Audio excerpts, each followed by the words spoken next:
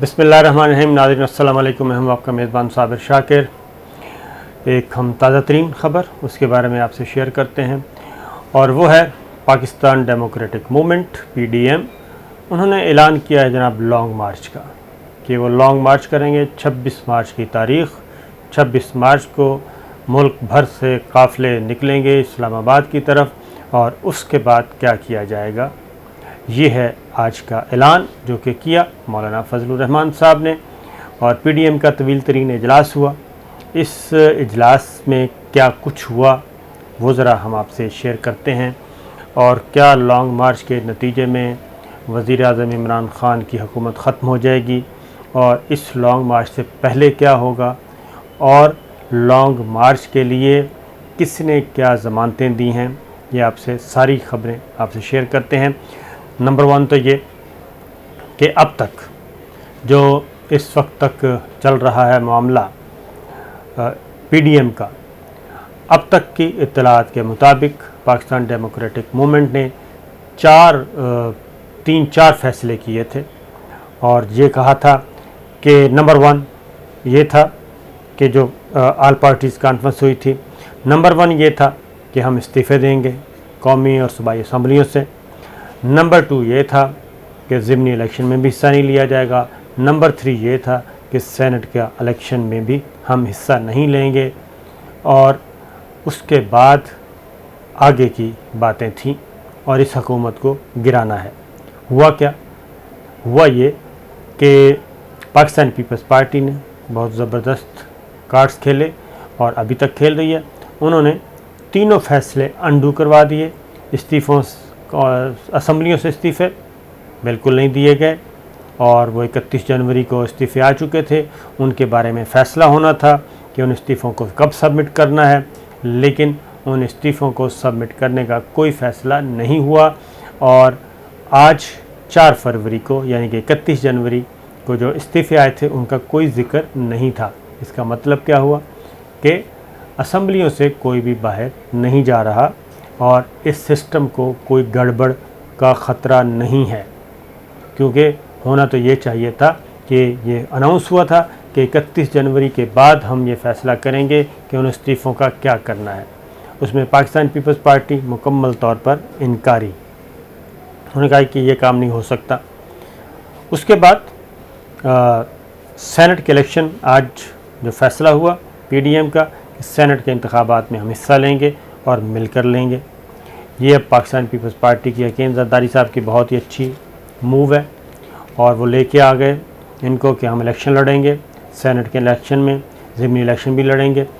अब सेनेट के इलेक्शन में ज़रदारी साहब क्या चाहते हैं? सेनेट के इलेक्शन में ज़रदारी साहब ये चाहते हैं कि PDM मिल के लड़े।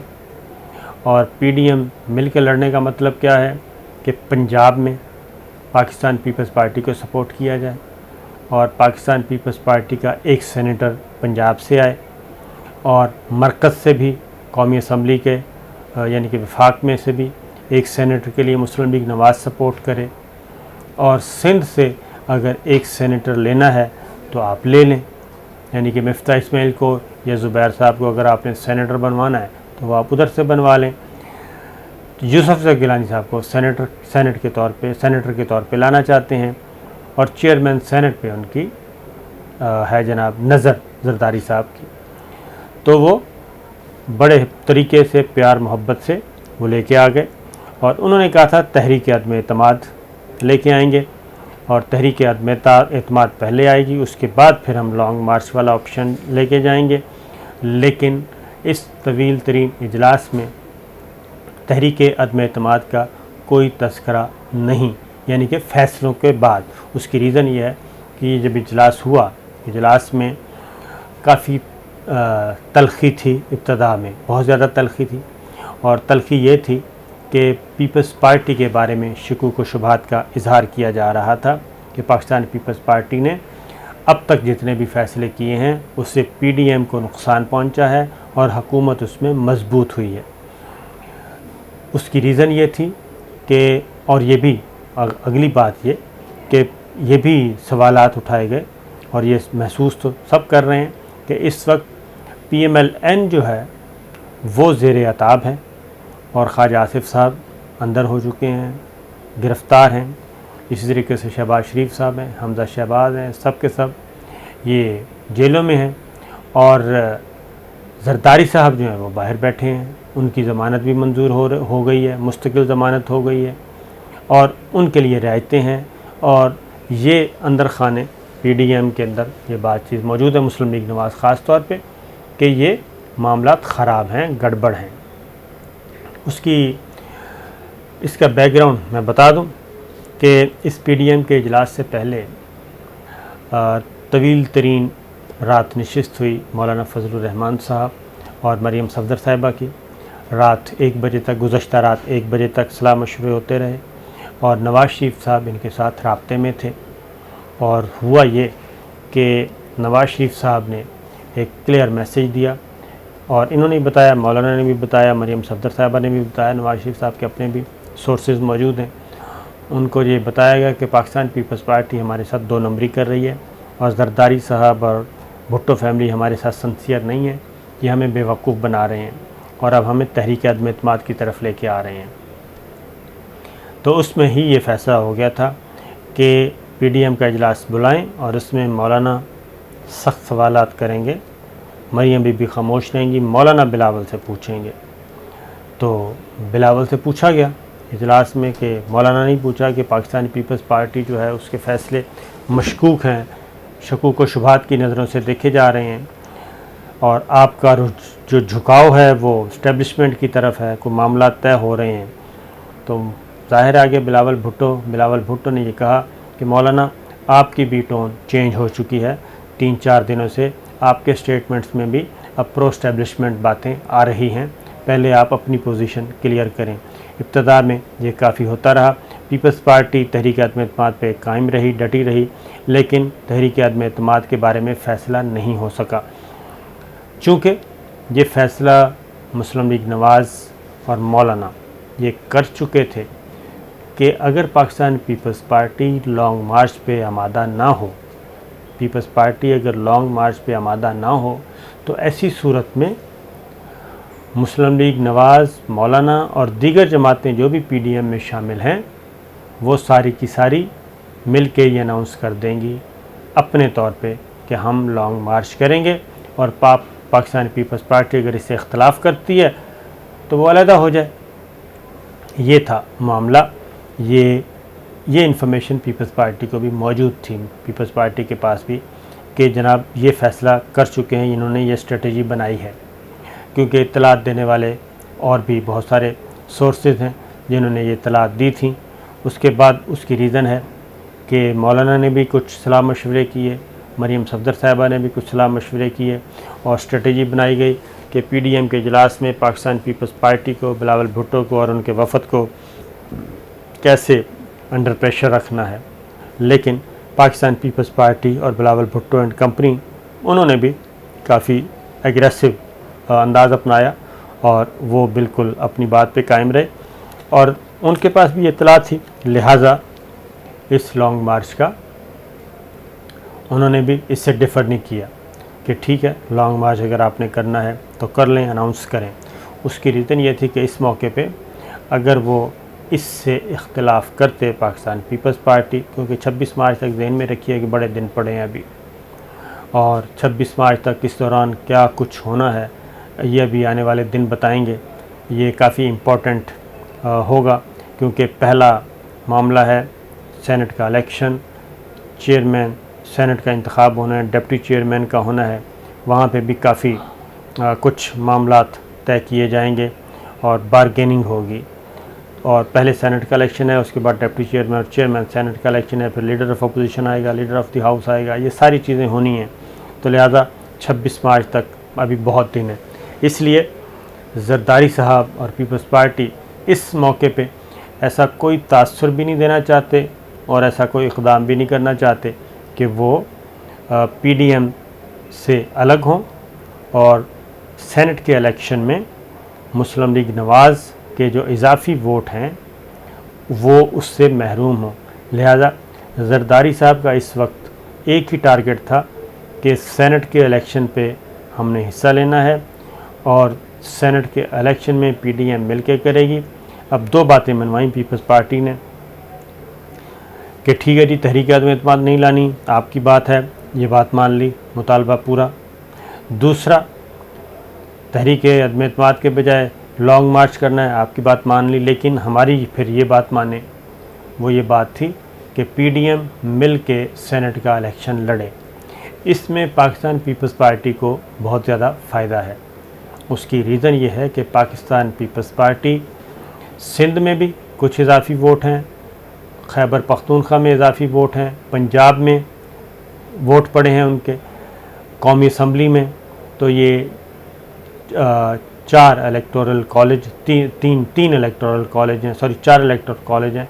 यहाँ पे पाकिस्तान पीपल्स पार्टी भरपूर फ़ायदा उठाना चाहती है, क्योंकि ये आपको जहन में रखना चाहिए कि सेनेट का जो इलेक्शन है वो प्रोपोर्शनल होता है, मुतनासिब नुमाइंदगी के ज़रिए होता है। यहाँ पे 1 मैन 1 वोट नहीं है, इसमें एक आदमी ने ऑप्शंस देने होते हैं, first option, second option, third option. तो इसी तरीके से अगर कैंडिडेट ज़्यादा हों, इसमें 2 सीटों पे अगर जितने ज़्यादा कैंडिडेट होंगे उतना ही ज़्यादा वोट डिवाइड होता है। तो लिहाजा 1 on 1 मुकाबला ना हो और इसमें 1 से ज़्यादा, 2 से ज़्यादा उम्मीदवार हों एक सीट पे, तो उससे भी रिज़ल्ट मुतासर होता है। लिहाजा ज़रदारी साहब ने बहुत ये सोच समझ के इस लॉन्ग मार्च का ऐलान किया है। अब आते हैं, उसकी रीज़न ये है कि ये मामला तो हो चुके थे और मामला होने के बाद ये सारा कुछ चेंज किया गया। और चेंज इसलिए किया गया कि कल जो कौमी असम्बली का इजलास था वो ख़ास तौर पे देखने के काबिल था। उसमें क्या था, उसमें हमला करने की कोशिश की गई, बल्कि हमले किए गए, गुत्थम गुत्था हुए अरकान और अपोजिशन के अरकान। और उसमें न सिर्फ गुत्थम गुत्था हुए बल्कि स्पीकर, डिप्टी स्पीकर का घेराव तो होता ही होता है, लेकिन उसके बाद घेराव तो होना मामूल की बात है। बाकायदा तौर पे हमला करना, बाकायदा तौर पे चीज़ें फेंकना और बाकायदा लड़ाई करना, धींगा मुश्ती करना, ये बहुत कम होता है। और फुटेज अगर आप देखें तो मैं कोशिश करूँगा आपको वो फुटेज दिखा भी दूँ, तो उस फुटेज में आप देखेंगे कि किस तरीके से बाकायदा प्लानिंग के तहत ये सब कुछ किया जा रहा था। और उसमें स्पीकर को अपनी हिफाजत के लिए सार्जेंट एट आर्म्स को बुलाना पड़ा, जो सिक्योरिटी होती है कौमी असम्बली की, जो कौमी असम्बली के अंदर मौजूद होते हैं। कोई भी इस तरह के नाखुशगवार वाक़े के लिए उन्होंने सार्जेंट एट आर्म ने स्पीकर डाइस के गिर्द हिफाजती हिसार जो है वो बनाए रखा, वरना मामलात काफ़ी ख़राब थे। और उसमें पाकिस्तान पीपल्स पार्टी बढ़ चढ़ कर नज़र आई। उसकी रीज़न ये थी कि 26वीं तरमीम पेश की गई थी और सेनेट का इलेक्शन ओपन बैलेट के ज़रिए ये आया था। 4 मिसाक जमहूरियत में मौजूद है, लेकिन उस पे बहस होनी थी और बहस के दौरान ही बिल की कापियाँ फाड़ी गई, सब कुछ किया गया। और मिसाक जमहूरियत में ये चीज़ मौजूद है कि सीक्रेट बैलेट ख़त्म किया जाएगा सेनेट का, लेकिन अब वो ख़त्म नहीं किया जा रहा। और उसकी रीज़न है कि पाकिस्तान पीपल्स पार्टी को उसमें फ़ायदा है, मुस्लिम लीग नवाज़ और मौलाना फजलुर रहमान को उसमें नुकसान है। लिहाजा आने वाले दिनों में ये भी आप देखेंगे तो कौमी असम्बली का इजलास भी ऐसा था कि आप अगर आपने नहीं देखा तो इसको ज़रूर देखिएगा। कुछ फुटेज में आपको दिखाऊंगा, उस फुटेज में आपको अंदाज़ा हो जाएगा कि क्या मामला और किस हद तक थे, किस तरीके से अरकान पार्लिमान जो हैं वो एक दूसरे पे हल्ला बोलने के चक्कर में थे। फिर एक और चीज़ है कि अब ये लॉन्ग मार्च क्या करेगा जी। अगली बात ये है, लॉन्ग मार्च में पब्लिक चाहिए और पब्लिक पहले जितने भी जलसे किए गए उसमें जितने लोग आए उससे अंदाज़ा हो जाता है कि ये लॉन्ग मार्च कितना कामयाब होगा।